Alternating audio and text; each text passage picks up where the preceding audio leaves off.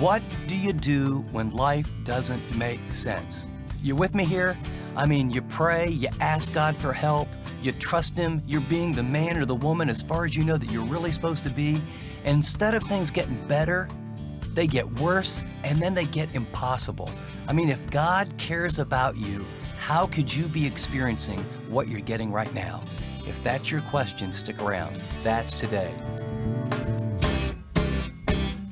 Thanks for joining us for this edition of Living on the Edge with Chip Ingram. I'm Dave Drury, and Chip's our Bible teacher for this international discipleship ministry, focused on helping Christians live like Christians. Well, we're in the middle of Chip's series, Jesus Offers Hope. In this program, he tackles one of the toughest questions every person is faced with answering. What do you do when life doesn't make sense? Now, this is such a relatable topic, so let me encourage you. After today's message, share it with someone in your life. You can easily do that through the Chip Ingram app or by downloading and sharing the free MP3s at livingontheedge.org. Well, now here's Chip with today's talk from John chapter 11. We're in a series called Jesus Offers Hope, and there's a teaching handout. If you want to pull that out, I'll be following it rather closely. And I'm just going to go out on a limb and suggest that we all have problems in life, and if you don't have some big ones now, if you live a little longer, they'll come. Right? You all have adversity. Sometimes it's because you make just an honest mistake and it causes some problems, and sometimes because people do some things to you that you're totally out of the control of it and it hurts you and wounds you, and sometimes it's health issues and it just brings pain, and sometimes it's financial, and sometimes just, observation and personal experience, you just blatantly sin. You know what's right to do, or you know what you ought to do, and you don't do it, and there's consequences. And it produces pain and struggles and woundedness. But there's other times when, as far as you know, you're walking as closely with God as you know how. You want to love Him, you want to serve Him. There's nothing between you and Him that you're aware of. And something bad comes into your life, something difficult comes into your life, and you do exactly what the Bible talks about. You do exactly what Jesus says. Come unto me, all you that labor and heavy laden. Ask, seek, knock. And so you ask and you seek and you knock and maybe even fast and you get some wise counsel, and then nothing. God's silent. In fact, He goes beyond silent. He feels distant. And down deep in your soul, it goes something like this: God, now wait a second. I'm seeking you, walking with you, responding in every way I know how. And what about all that kind of stuff where you're supposed to help me? I'm not getting anything. And then down deep, you feel something like, I don't think God cares about me. I mean, He may care about other people, but I don't think He really cares about me. And if He does, then why would He be silent and distant and at least not seem to care? If you find yourself there or someone that you love in that window, there's hope for you today. We're going to talk about Jesus offering hope when life doesn't make sense. On the front of your teaching handout, I posed this question, and it's what I want to address in our time together. Why would God let our most difficult problems go from bad to impossible if He really loved us?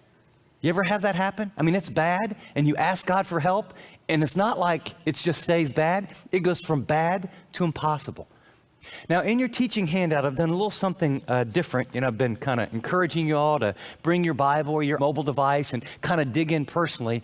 And so if you'll get a pen out, I'm going to ask you to underline a few words, circle a few words, because what I want you to do is learn how to study the Scriptures for yourself. John chapter 11, Jesus is going to ask and answer this question that we posed. If God really loves me and you ask for help, how could He let something go from bad to worse? A problem is brought to Jesus in verses 1 through 3 of John 11. Now, a man named Lazarus was sick. He was from Bethany, the village of Mary and her sister Martha. This Mary, whose brother Lazarus now lay sick, was the same one who poured perfume on the Lord and wiped His feet with her hair. So the sisters sent word to Jesus, Lord, the one you love is sick. So here's what we know. Someone has a very serious illness. Second, what we know is these aren't people that are out of God's will. These aren't people that are casual. These are people that Jesus, from the rest of the New Testament, he hangs out with them. They're the most devoted followers. He cares deeply about them. And so, hey, Jesus, you've hung out at our house. We know you. We love you. We've worshiped you. We have a problem. So they bring it to Jesus. Our brother's sick, the one that you love. Jesus in 4 through 6 responds to the problem. When Jesus heard this, he said, "This sickness will not end in death. No, it is for God's glory, so that God's Son may be glorified." Jesus loved Martha and her sister and Lazarus. You might just put parentheses in your notes there. It's just a parenthetical comment. So he makes a pronouncement. This sickness has a purpose. The purpose is that God's reputation, who he is, and God's Son, Jesus, will be glorified or be made known. And then because of how he's going to operate, he wants to remind his listeners and us, Jesus loved Martha and Mary and Lazarus. And then circle that next word, so. Or in some of your translations, it'll say yet. There's a contrast. So when he heard that Lazarus was sick, he stayed where he was 2 more days. Now, I don't know about you, but when I get on the phone and I've got a critical situation and I call a close friend and I say, you know what you said, if I ever really need you, you pick up the phone and I'll be there for you. And I call them and I say, hey, I really need you. And the response is, great, I'm not coming. I don't know about you, but that does not communicate a lot of love coming this direction. I mean, Martha and Mary are scratching their head going, we sent word, you love him. And Jesus says, for reasons we don't understand, no response. A little bit later, after a couple days with his disciples, he announces a plan to solve the problem in verses 7 through 16. Then he said to his disciples, let us go back to Judea. So we're going to go on a trip together, Jesus and all the disciples. But Rabbi, they said, a short while ago, the Jews tried to stone you, and yet you're going to go back there? In other words, wait, Jesus, wait a second. We like following you. You're feeding the poor. A lot of great things are happening. You're an amazing teacher. The last time we were there, they tried to kill you. Translation, like we're your closest followers. They want to kill you. Kind of do the math, Jesus. They want to kill us too. Let's not go back there. And so the response to Jesus solving the problem is fear. And then Jesus does what he often does. He says sort of this obscure statement that you say, wow. I wonder what in the world he means. And so in response to their fear, Jesus answered, are there not 12 hours of daylight? A man who walks by day will not stumble, for he sees by this world's light. It is when he walks by night that he stumbles, for he has no light. I'm sure they just felt like, well, that solves it for me. After he said this, he went on to tell them, our friend Lazarus has fallen asleep, but I'm going there to wake him up. His disciples replied, Lord, if he sleeps, he'll get better. Translation, we don't have to go, right? He'll just wake up on his own. Jesus had been speaking of his death, but his disciples thought he meant natural sleep. So then he told them plainly, Lazarus is dead, and for your sake, I am glad I was not there. Would you underline that sentence? Lazarus is dead. I don't know about you, but that sounds like a bad thing. But he says, I am glad for your sake, disciples, that I was not there. And then here's a little purpose clause, so that you may believe. And if you'll circle the 2 little words, may believe. And as we walk through this passage, every time the word believe or faith comes up, I want you to circle it, because later today you can go back through and say, I think there must be something pretty important about believe. So he's glad he's not there. Lazarus has died. Something's going to happen so they can believe. He goes on to say, but let us go to him. And then sort of just like, every group has different personalities. Then Thomas, called Didymus, said to the rest of the disciples, let us also go that we may die with him. Sort of the bravado. Now we know from Thomas's history a little bit later, he does not have a lot of faith. Often when difficult things come into our life, and Jesus calls us to follow him, the 2 responses are fear, I'm afraid to follow, or sort of unfounded bravado. Okay, I'm a victim. If God calls me to do it, I'm better than other people. Let's just go die. Neither of those are genuine. You might jot in your notes in the corner, John chapter 8, verse 12. Jesus had told them, I am the light of the world. He who follows me will never walk in darkness, but will walk in the light of life. That little statement about, if you're walking in the daylight, naturally speaking, you can see stuff, you won't fall. But if you're walking at night, you stumble over stuff. What he was trying to tell them is, gentlemen, life is filled with difficulty and pain and adversity and problems, and it's a fallen world. I'm going to go back in the thick of it to address this issue. When you are following me, you're in the light. Regardless of the externals, regardless of the darkness, regardless of the circumstances, when you are following me, I blaze a trail. I am the light. And if you follow me, regardless of what you're going through, you won't stumble. You won't be in darkness. Now, Jesus decides to give Martha and Mary these two of his closest followers, two of his most devoted followers.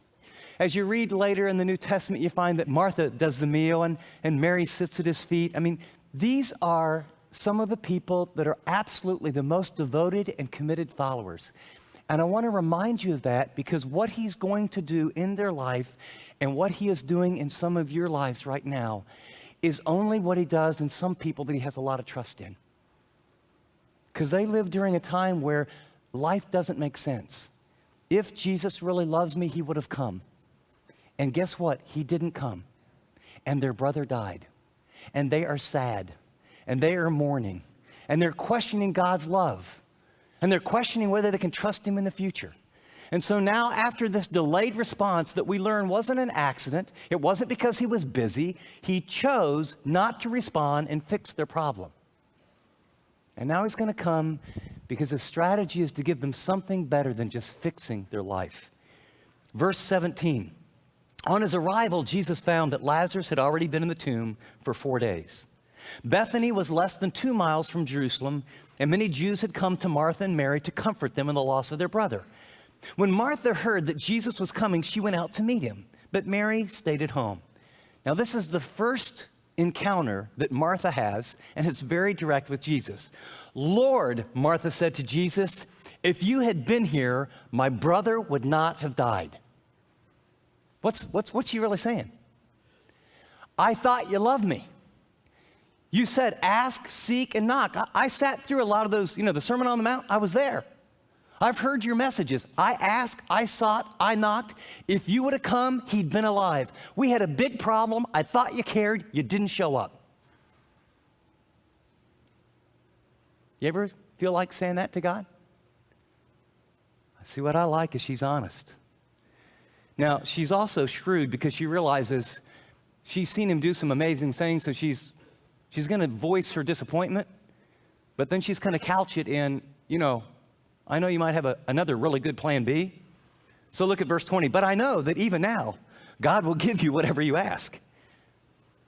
Jesus said to her, your brother will rise again. And Martha answered, I know he will rise again in the resurrection at the last day. Look, Lord, I got the theology down. I understand it. I agree with it. And then something happens here. I want you, if you can imagine, watching the most powerful cinema on an IMAX screen, and the camera zooms in HD on Jesus' face, and his eyes meet Mary's eyes, and she has basically said, you let me down. I don't know if you care. You're the problem fixer. Why didn't you fix my problem? And Jesus looks into her eyes with love and compassion, and he says, I am the resurrection and the life. He who believes in me will live even though he dies. And whoever lives and believes in me will never die. Do you believe this? You have to circle a few beliefs in your text, don't you? See, so often what we want is God to be our kind of self-help genie to make our life work out. God, my house is in trouble. Can you turn it around? God, my marriage is in trouble. Could you turn it around? God, my mate, my friend, my son, my daughter has cancer. Can you turn it around? God, fix my problem. I want to be faithful. I love you. Fix my world. Fix my problem. Make it work out right. Heal the people that are sick. Give me a new job. And sometimes God waits.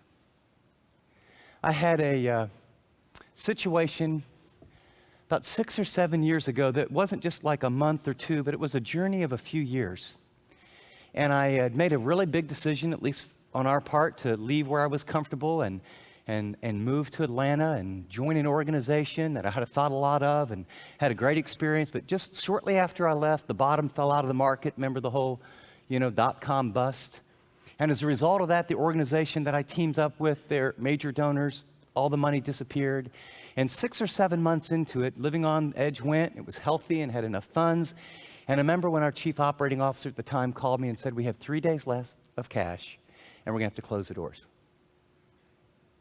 And on the way there, I could give you a long litany of things, like the car that was shipped there was in a wreck, and my wife had oral surgery and it didn't work and got infected. She was in pain, so they had another oral surgery and it didn't work and it was infected. And so I got a wife that's crying herself to sleep. I've left all my kids, all my family, what looked good, and for 6 or 7 months, everything is down and to the left. And I remember being in my basement, and I wasn't crying out to God like, oh God, oh God, oh God. I was just crying.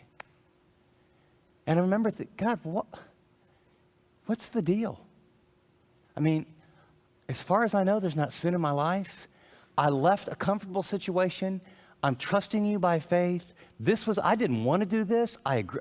And I started listing all the reasons and every single thing that could happen relationally, financially, health-wise.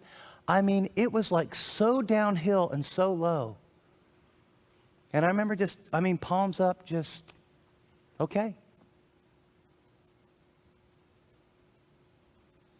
And I did, in my heart of hearts, I felt like I have only one of two conclusions to make. Either I cannot hear God's voice anymore, and this is the biggest mistake I've ever made, and I took a wrong turn, and I'm not sure God really cares and loves me, and he's trustworthy, or this is the will of God, and there's something in this window of time that in his love and wisdom and goodness and kindness, he's going to do in me, and there's something to learn and something he'll reveal to me about himself that right now, intellectually and emotionally, I do not get. But I'm going to hang on to the end of the rope of hope and say, your promise that you gave me to do this, and I'm not letting go. But I'll tell you what, I could sure use some help. And it was during that time I was reading through John 11. And I'd never seen this passage like this before. And I read John 11 one day, and I read it the next day, then I read it the next day, then I read it the next day, and I read a little something else, then I read it the next day. And I can't tell you how long I just lived in John 11. And what I realized, eventually I wrote in my journal, rather than solving the problem in the life of Mary and Martha, he revealed to them the author of life. No one in the New Testament, apart from James and John at the Transfiguration, ever gets as direct, clear revelation. The Pharisees hear this, and even John the Baptist is told, well, here's some Old Testament passages and report what's happening, and he has to figure it out. But he looks at this woman, and he says, you don't think I love you? Let me tell you, I am life. All the things you would hope that would happen by the answers to your prayers and your circumstances coming out, I am life and resurrection, and I love you, Martha, and I am for you, and I will supply in me and me alone plus nothing. Do you believe this? And notice her response. There was something about his eyes and his words. Yes, Lord, she told him, I believe that you are the Christ, the Messiah, the Son of God, who has come into the world. And after she said this, she went back and called her sister Mary aside. The teacher is here, she said, and he's asking for you. He's coming to them. That passage in James, this is the picture. Draw near to God in the midst of your pain and you don't know what to do and you struggle. Draw near to God, he'll draw near to you. But he doesn't go to Mary. The teacher's asking for you. So Mary gets up. When Mary heard this, she got up quickly and she went to him. Now Jesus had not yet entered the village, but was still at the place. He's waiting. He's waiting for her to come. He's still at the place where Martha had met him. When the Jews who'd been with Mary in the house comforting her noticed how quickly she got up and went out, they followed her, supposing she was going to the tomb to mourn there. When Mary reached the place where Jesus was and saw him, she fell at his feet and said, "Lord, if you'd been here, my brother would not have died." What's her response? This is the second time. Hey, I thought you loved me. I thought you cared. If you would have showed up, you could have fixed my life. And then notice Jesus' response to her hurt and to her pain. When Jesus saw her weeping, and the Jews who had come along with her also weeping, he was deeply moved in spirit and troubled. Here's what I want to remind you. It may be hard, you may not understand it, it may be difficult, but I'll tell you one thing I learned. When I was crying in my basement, Jesus was crying with me. And he had not abandoned me. And he loves you and he's for you. And he may not turn the switch and fix the problem, remove the cancer, give you your house back, cause your marriage to come back all together, all at once, find the person you're looking for as a single person, give you the job that you're always looking for. But in the midst of what you can't understand, if like Martha and Mary, you'll come and then be honest and tell him, you know what, this doesn't make a lot of sense to me, and shoot it really straight and then sit and listen, he says, I'll meet you here. I do love you. Your pain elicits the heart of God. Then notice his response. Where have you laid him, he asked. Come and see, Lord, they replied. And then you had this short, powerful, Jesus wept. God's purposes are bigger than fixing my problems and your problems and getting your life to work out and my life to work out when and how we want. It's way bigger, but he cares deeply. Chip will join us here in studio with his application in just a minute. You've been listening to the first part of his message, When Life Doesn't Make Sense, from his series, Jesus Offers Hope. It's been said that hope is the oxygen of the soul. The fact is, we all put our faith in someone or something, but what happens when our dreams are dashed, or someone lets us down, or life just falls apart? Where do we turn when our situations shake us to the core? In this series, Chip points us to the only true source of our hope. By using familiar New Testament parables, Chip illustrates how we can experience and safeguard God's indescribable hope in our lives. If you're feeling hopeless, don't miss a part of this series. For more information about Jesus Offers Hope, go to livingontheedge.org or call us at 888-333-6003. That's 888-333-6003 or livingontheedge.org. App listeners tap special offers. Chip, you talked very candidly in today's message about our struggle to understand the difficult and oftentimes painful seasons of life, but you encouraged us to lean into God even more when our circumstances don't make sense. You know, one really effective way people have those intimate moments with God is through journaling. Would you take just a minute to talk about how you've used that method in your life? Dave, it's interesting that you would say that, because I think this is something we need to clear up about journaling or not journaling. My wife uses her journal completely different than me. She's not a verbal processor. Her verbal processing is primarily, she prays for very long periods of time. She can concentrate. She pours out her heart. I always know when she's had a good prayer time because there'll be this pile of Kleenexes where she's been crying. And so her journal is primarily writing down specific prayer requests. It's very brief and it's very focused. Mine is, there's lots of words. This is what I'm thinking. This is what I'm feeling. Here's 5 concerns that have come to my mind that I'm distracted by. And I write each of those down and turn it to a prayer list. My point is this. Journals are a tool. It doesn't make you spiritual to write in a journal. They need to be a unique tool to help you connect with God. So it's used in a way by way of our personality and what God is doing in our life. But what I do know, whether you write a little or a lot, whether it's more of just a prayer journal or whether it's a life journal, is there's something to be said for using a tool that is tracking your journey with Christ. Left to ourselves, we will get very negative. We'll be like the Israelites and we'll forget all of God's miracles. And when we face hard things, we'll feel alone and not trust God. And over and over and over, Old Testament, what do? They go back to those memorial stones. God parted the Red Sea. God gave the manna. The water came from the rock. And I believe that that is really the role of a journal. It's just, whether it's a little or a lot, it's marking some things down so that in your darkest times you can come back and you can say, you know something? The God who was faithful during that time is with me now. And so even for those who've never kept a journal, I would encourage you, give it a try. And don't feel like you have to write every single day, but begin a rhythm or a track record. Maybe it's 2 or 3 times a week, or you do it when you're compelled, or it becomes your prayer journal. But we're just encouraging people. We want you to be connected to God. And you just can't say a little prayer and read a little something fast and expect to have a deep, powerful, abiding relationship with Jesus Christ. Our heart's desire is to help you to be connected deeply with the living God. And we believe this journal could be one small part of that journey for you. Thanks, Chip. We do have a great resource designed to help you develop the practice of journaling. It's a beautiful, compact notebook. Now, this tool is full of meaningful scripture verses, popular lyrics to hymns, and insightful quotes from influential Christian leaders. There's also plenty of space for your notes and personal journaling. Our hope is that this resource will help you spend more intentional time with God in prayer. And if you like this journal, get a few more to pass on to friends. They're a perfect gift for any occasion. To order your prayer journal, just visit livingontheedge.org or call us at 888-333-6003. That's 888-333-6003 or livingontheedge.org.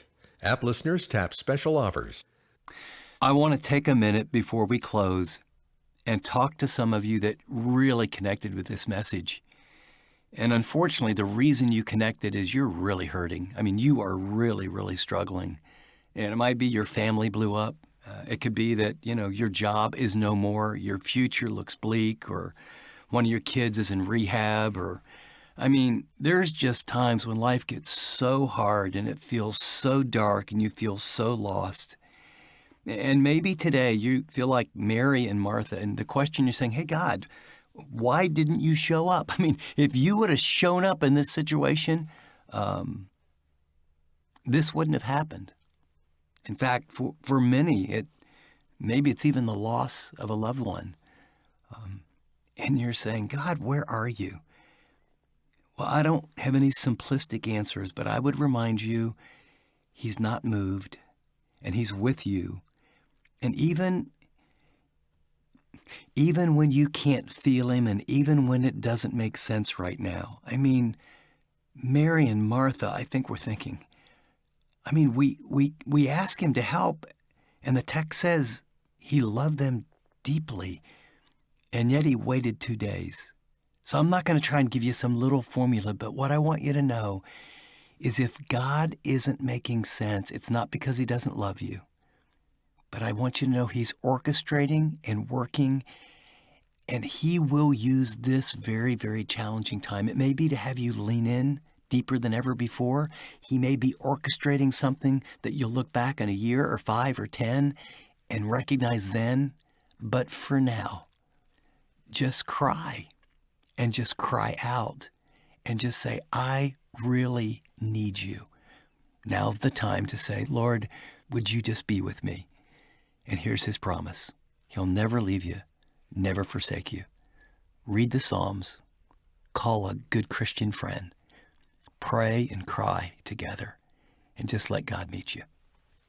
Well, as we close, if you're walking through a difficult or painful season right now, we want you to know we care about you. If you'd like someone to pray with you, call us right now, 888-333-6003, or if you prefer, email us at chip@livingontheedge.org.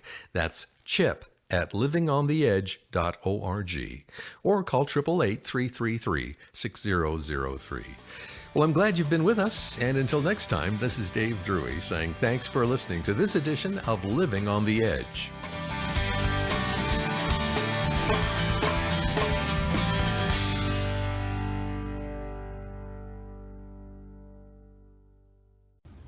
Thanks so much for watching this video. If you'd like to watch more content like this, click and subscribe here to our channel.